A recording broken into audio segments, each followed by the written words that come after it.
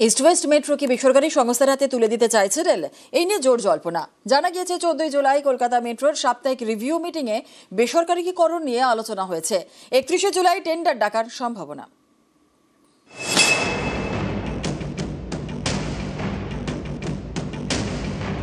East West metro Howrah Maidan থেকে sector 5। এই east West metro কি বেসরকারি হাতে তুলে দিতে চাইছে রেল? এই প্রশ্নটা উঠছে কারণ জানা গিয়েছে 14 জুলাই সাপ্তাহিক রিভিউ মিটিং করে কলকাতা মেট্রো রেল কর্তৃপক্ষ। সেখানেই ইস্ট ওয়েস্ট মেট্রোর বেসরকারিকরণ নিয়ে আলোচনা হয়। আগামী 31 জুলাই এ নিয়ে টেন্ডারও রাখতে পারে কলকাতা মেট্রো কর্তৃপক্ষ। ইস্ট ওয়েস্ট মেট্রো এখনো পুরোপুরি চালু হয়নি। দুভাগে মেট্রো চলে, সেক্টর 5 শিয়ালদা এবং এসপ্লানেড হাওড়া ময়দান। মেট্রো রেলের কর্মী সংগঠনগুলির দাবি, ইস্ট ওয়েস্ট মেট্রো পথে ট্রেন চালিয়ে লাভের ঝুলি প্রায় শূন্য। এই যুক্তিকে সামনে রেখে বেসরকারিকরণের ভাবনা চিন্তা শুরু করে কলকাতা মেট্রো রেল কর্তৃপক্ষ। এ নিয়ে 2023 সালে আগ্রহ দেখায় বেসরকারি সংস্থা Delhi metro rail corporation. Metro কর্মী সংগঠনগুলির দাবি, তাদের আপত্তিতে বিষয়টি থমকে যায়। কমপ্লিট আউটসোর্সিং আর অপারেশন এন্ড মেইনটেনেন্স, এটার জন্য সেই ডিএমআরসি আগ্রহ প্রকাশ করেছিল 2023 সালের ডিসেম্বর থেকে, অর্থাৎ সেই থেকে জিনিসটা চলছে। ভারতীয় রেলে কলকাতা মেট্রোই একমাত্র ভারতীয় রেলের সরকারি মেট্রো। বাকি যে সমস্ত মেট্রো অন্যান্য শহরে চলে সেগুলো হচ্ছে অটোনমাস বডি, তো সুতরাং স্বায়ত্তশাসিত সংস্থা।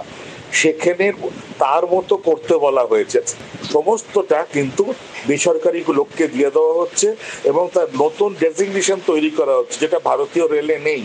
সেটা হচ্ছে যে train operator and cum station controller, অর্থাৎ একই লোক দু জায়গায় এইটা করবে। কর্মী সংগঠনগুলির দাবি, কলকাতা মেট্রো কর্মী সংকটে ভুগছে।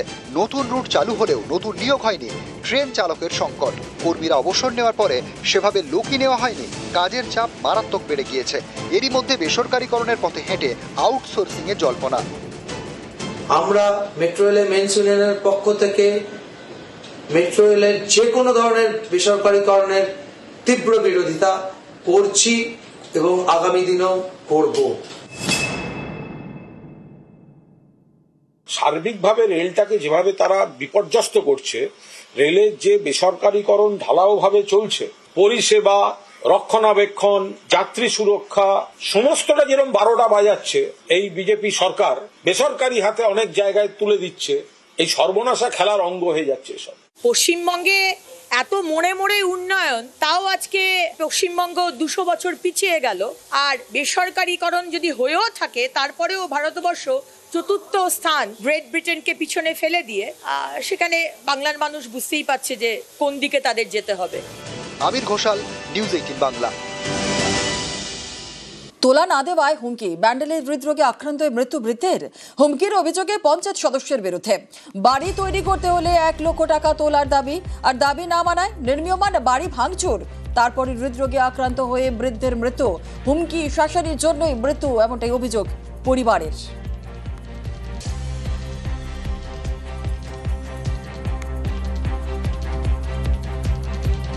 মেন হচ্ছিল যখন আমরা বাড়ি করতে যাই, উনি আমাদেরকে ঠেট দেয়, আবার রাত্রিবেলা এসে ঠেট দেয় যে তোর আমি যদি আমাকে 1 লাখ টাকা তোরা যদি না দিস, আমি তোদেরকে জীবনে বাড়ি করতে দেবো না। আর করতে দিলই না। আর ওনার জন্যই আমার বাবা আজকে পুরো দায়টা, আমাদের ওয়ার্ড মেম্বার দীনেশ যাদব আর আমাদের বাড়ির পাশে দিলনওয়াজ খাতুন আর ওনার একটা ভাতিজা মোহাম্মদ আসিফ, ওনাকে আমরা চাই যে এটা আপনারা আইনি ব্যবস্থা ওদের জন্য হোক। নালে আজকে আমার সাথে হয়েছে, কালকে এতজন আছে, কারোর বাড়িতে হতে পারে। हम तो अपने शौहर को, हमारा आदमी जो बीमार पड़ा है, दिनेशवा, चुनमुनिया, मुन्ना, तीनों मिल गए एकदम हार्ट अटैक, घर का चिंता से हार्ट अटैक हुआ है। पैसा मांगा था, पैसा घूस नहीं दिए बोल के उसको। আমি কোনোদিন কারো উপর অত্যাচার করি না, একদম নর্মাল সিধা সাদা ছেলে। মিথ্যে বলবো না, পঞ্চায়েতে দাঁড়িয়েছি, আমার সঙ্গে খেটেছিল ছেলেটা, আমিও ভালোবাসতাম ওকে। লোককে তো সাহস নেই কেউ বিরুদ্ধে করে কেউ বলতে যাবে। মিথ্যে মিথ্যে টোটালি, আপনি সার্ভে করে দেখতে পারবেন। সরকারি বই পাচারে স্কুল পরিদর্শক। এসআই অফিস থেকে ট্রাকে বই পাচারের অভিযুক্ত বর্ধমান সদর উত্তর চক্রের স্কুল পরিদর্শক। জেলা প্রাথমিক শিক্ষা সংসদে অভিযোগ দায়ের। তদন্তে জেলা প্রাথমিক শিক্ষা সংসদের কমিটি গঠন। উদ্দেশ্য প্রণোদিত অভিযোগ, দাবি অভিযুক্তের। অভিযোগটা পাওয়ার পর আমরা একটা কমিটি গঠন করেছি আমাদের এআই স্যারদের নিয়ে, শিক্ষা দপ্তর অফিসারদের নিয়ে। আমরা দ্রুত ব্যবস্থা নেব এবং যদি অভিযোগ প্রমাণিত হয় তাহলে আমরা ঊর্ধ্বতন কর্তৃপক্ষের কাছে জানাবো এবং তাদের দৃষ্টি আকর্ষণ করব। তার সঙ্গে সঙ্গে কঠোরতম ব্যবস্থা যেমনভাবে নেওয়ার বিধান আছে বা আইনত যে ব্যবস্থা আছে সেই ব্যবস্থা নেওয়া হবে। কোনো রকম স্পেয়ার করার কোনো বিষয় নেই এখানে। তারা যে অভিযোগপত্র দিয়েছে তারা 12/4/2025 তারিখটা উল্লেখ করেছে। আপনারা ক্যালেন্ডারে দেখে নেবেন, সেটা হচ্ছে শনিবার, এবং শনিবারের সমস্ত সরকারি দপ্তর বন্ধ। আমাদের অফিস বন্ধ ছিল, পাশেই বিডিও অফিস বন্ধ ছিল। তাহলে 12 তারিখ যদি শনিবার অফিস বন্ধ থাকে, ক্যাম্পাস বন্ধ থাকে, কোনো গাড়ি ঢোকার কোনো প্রভিশন না থাকে, তাহলে সেই দিন কীভাবে বই বিক্রি হয়? আমি 2016 সালে এসেছি, 2017 সাল থেকে এরকম হচ্ছে। এই মিথ্যা অভিযোগ তো প্রমাণ হবে না, কিন্তু কিছুদিনের জন্য হয়তো বিব্রত করার চেষ্টা। সেপ্টেম্বরে এসএসসির শিক্ষক নিয়োগ পরীক্ষার এই পরীক্ষায় নতুন করে কোনো বাধাই চায় না সুপ্রিম কোর্ট। ওএমআর প্রকাশের আবেদন সংক্রান্ত মামলা খারিজ করে দিল শীর্ষ আদালত। বিচারপতি সঞ্জয় কুমারের বেঞ্চের মন্তব্য, নতুন করে মামলার দরজা খোলার প্রয়োজন নেই।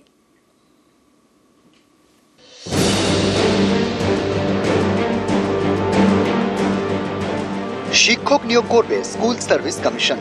বৃহস্পতিবারই তারা পরীক্ষার দিন ঘোষণা করেছে। এরই মধ্যে আবারও সুপ্রিম কোর্টে মামলা।